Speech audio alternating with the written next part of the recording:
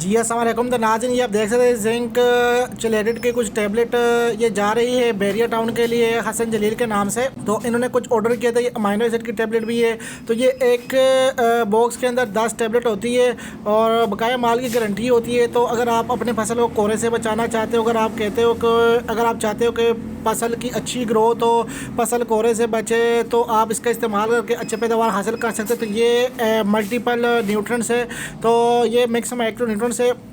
ये भी 1 से 2 टैबलेट पी एकड़ हम स्प्रे में करवाते हैं। और ये कुछ बुरान की टैबलेट है, तो बुरान भी 2 टैबलेट पी एकड़ हम इस्तेमाल करवाते हैं। और ये ह्यूमिक एसिड के कुछ टैबलेट है 10, तो इसको भी आप इस्तेमाल कर सकते हो, अच्छे रिजल्ट हासिल कर सकते हो इससे। तो स्क्रीन के ऊपर चलते हुए नंबर पर रब्ता कीजिएगा 0325 25 66 99 2। इस नंबर पर रब्ता करके आप अपना ऑर्डर बुक करवा सकते हो। तो ये आप देख सकते हो, ये 4 डब्बियाँ जा रही है, 4-5 डब्बियाँ है।